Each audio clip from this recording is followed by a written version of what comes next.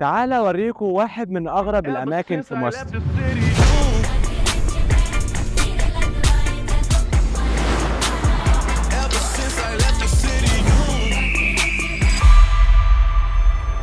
This is the White Desert.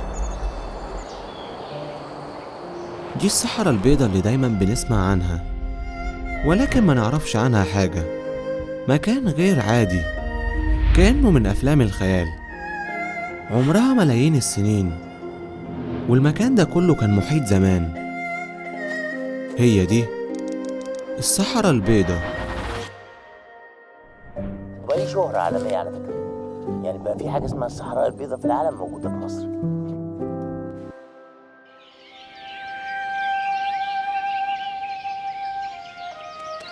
وفي طريقنا للصحراء البيضاء هنعدي على واحدة من أجمل محافظات مصر، بس مش ناس كتير بتتكلم عنها، وهي الواحات البحرية اللي لحد دلوقتي تحس إن الزمن اتجمد فيها، لأنها لسه محافظة على طبيعتها الغير عادية. مدينة النخل الوفير والعيون الكبريتية اللي ميتها بتشفي من أي أمراض جلدية، وناسها طيبين، كله في المدينة دي. عشان كده قررنا نتعرف على عادات وتقاليد أهلها. كرم أهل الواحات مش طبيعي، تحس إنك في بيتك. ولكن السؤال هو إيه مدى كرم أهل البلد دي؟ إحنا النهاردة وصلنا الواحات البحرية، وهنحضر فرح واحد من أهل المدينة، والأفراح عندهم مش عادية. تعال اوريكم الافراح في الواحات البحريه.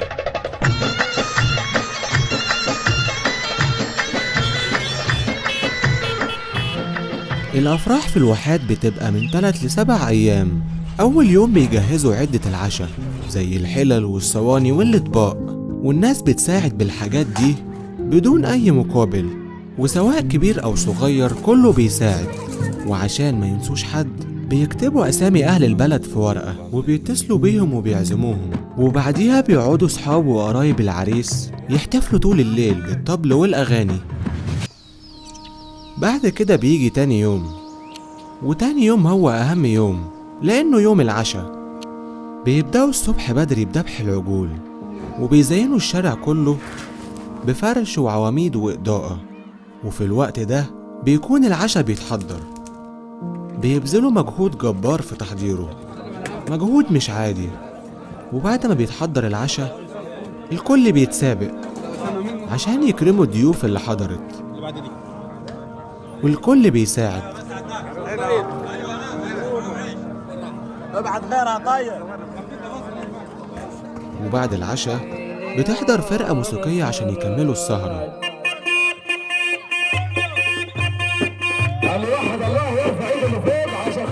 وفي السهرة دي بيلموا النقطة، ودي بتكون تحية من أهل البلد للعريس. عشان خاطر احمد حماد ابو عابر. واليوم التالت صحاب واخوات العريس بيتجمعوا عشان يعملوا علب فيها وجبات خفيفة عشان يوزعوها بالليل.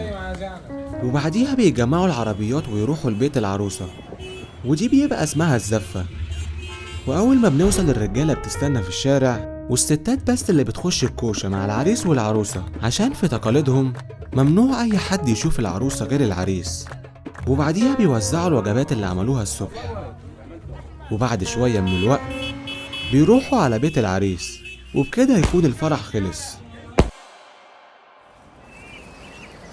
ومش بس الأفراح المختلفة عند أهل الواحة، فمثلا من عاداتهم من صغرهم إنهم بيتعلموا مهارة الصيد، وده بيرجع لطبيعة المكان اللي عايشين فيه. عشان كده رحنا مع أهل البلد لرحلة صيد. تعال اوريكم ازاي بيصطادوا في الواحات البحريه.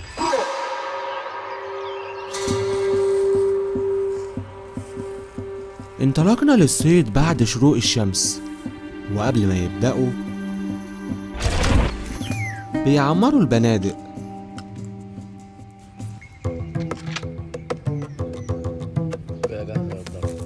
كانت زمان البنادق بدائية جدا ومن غير منظار، ولكن الموضوع اتطور.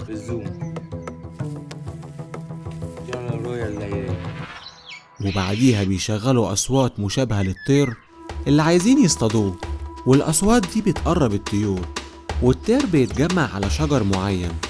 بس الطائر الصفير اللي احنا بنصطاده ده تمام ما بياكلش غير الفاكهه عموما، فهو اليومين دول يومين التوت، فهو ما بياكلش غير التوت. احنا هنخش على شجره التوت دي ايه هنشوف فيها ولا لا. والصيد مش سهل، محتاج صبر. وبعد شوية من الوقت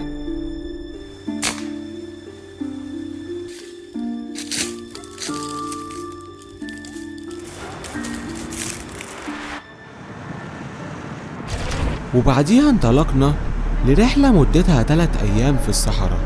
هنبدأها من الصحراء السوداء، آخر نقطة في الواحات البحرية.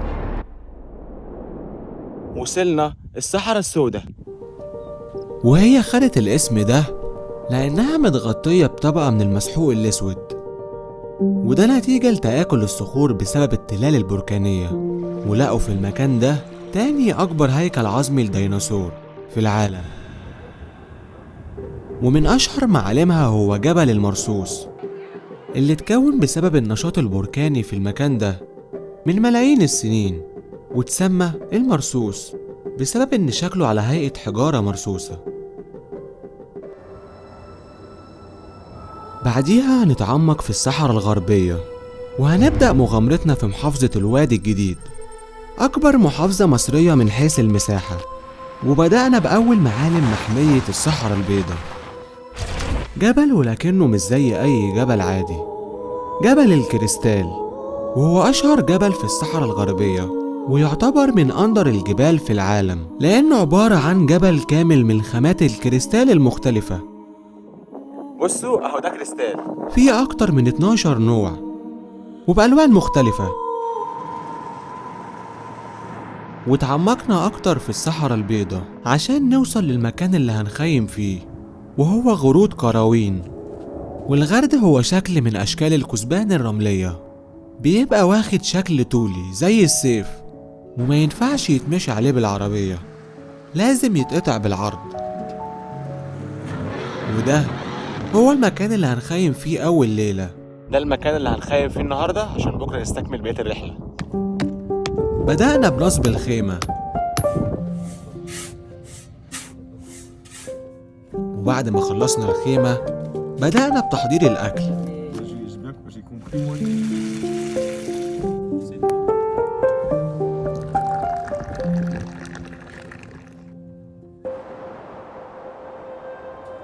وتاني يوم صحينا ولمينا الخيمة، وهننطلق على واحدة من عجائب الصحراء البيضاء.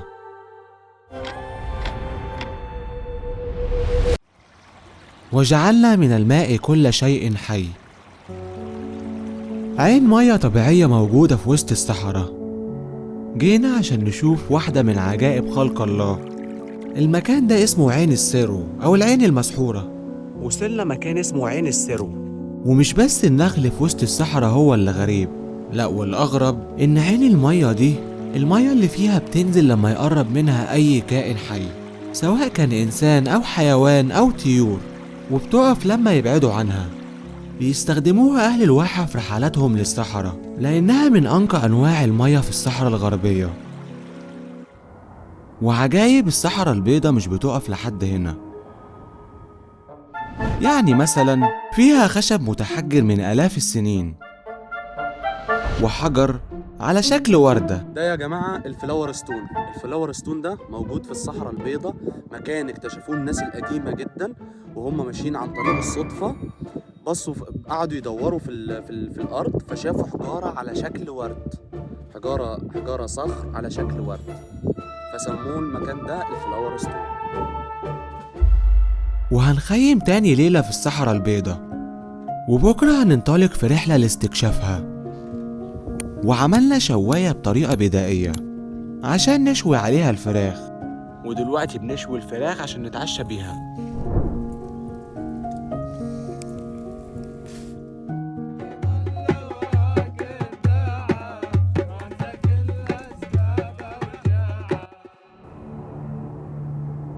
وانطلقنا في رحلة لاستكشاف كوكب المريخ ولكن على الأرض. أيوة، ده لقب الصحراء البيضاء. أهلا بيكم في الصحراء البيضاء. بسبب تكويناتها الصخرية العجيبة اللي مفيش زيها في أي صحراء في العالم، والأشكال دي اتكونت بسبب عوامل النحت بفعل الرياح من ملايين السنين، وفيها صخور طباشيرية واخدة أشكال عجيبة زي الفرخة والمشروم وابو الهول وأشكال تانية كتير.